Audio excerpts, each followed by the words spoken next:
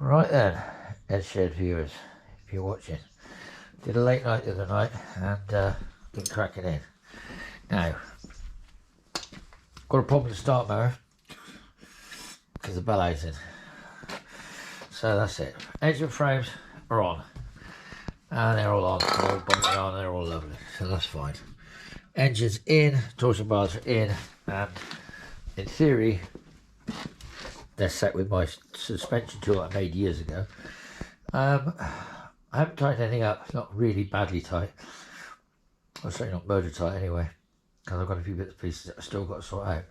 But at the minute, I had to say it, I start to look like a car. Now, my mission is, as Denise and the Beastie Girls said, top secret. No, that's not quite true. No, my mission, which I'm going to try and do in a minute, was to try and get the car down onto its wheels and see what happens with the torsion bars. But if they sag down, then it's going to be a pain. If they don't sag down, then it'll be alright. But then I'll have to wait on the front and the back and I'll see what happens with the doors. So I'm not going to do the steering arms, as you all well know, because it hangs really badly. They really do rip pretty nasty onto the steering and pull that thing down. So I'm not going to connect that up until it's actually down and it's all tight. I also need to do a few measurements, try and get some shims, possibly, just to see if I get that angle. And the eagle-eyed viewers probably would have spotted those are the wrong calipers for those uprights. Yes, you spotted that, have you? So yes, they're Series 1, not Series 2. So it's got Series 1 uprights and it was Series 1 steering arms.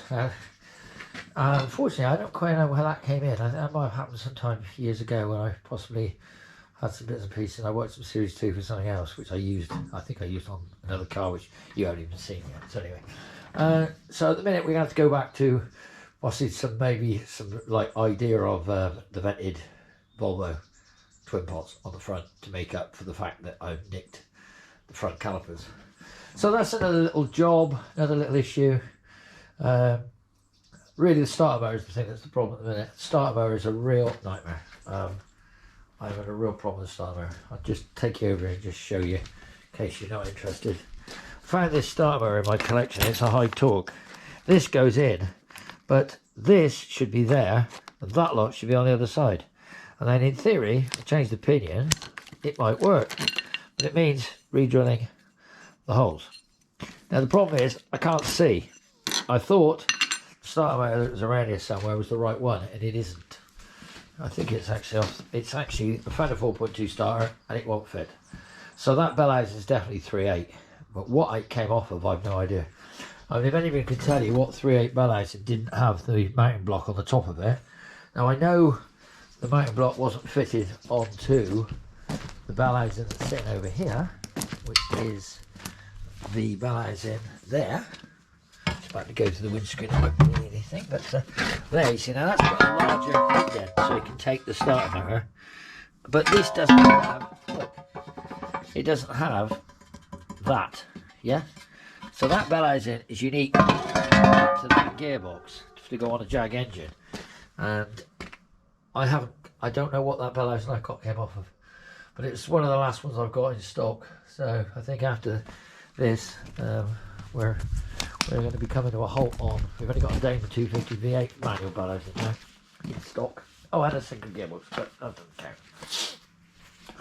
So, just to say, guys, I mean, it's a mishmash of bits and pieces, but when I get around to it, I'll get some washers onto these. I will get some proper washers and some new nuts, which we've got. We will tighten up the majority of the engine frame bolts. I've got a long bolt that needs to go through into the anti-roll bar mounting. I'm just going to keep plodding on it slowly. I know what you're going to say. I should have painted the uprights. Yeah, I should have, shouldn't I? Anyway, never mind. Bad luck next month. So the next thing is, once I get this, I'm going to then try and get the bonnet. But I'm going to be the bonnet and the screen, because they're all expenditures. Have the stars. Oh, God. Let's not think about it. So, like I say, guys, if you enjoyed that, just a quick load of rubbish, really, that you can see. It is an ordeal. But she's in there, guys.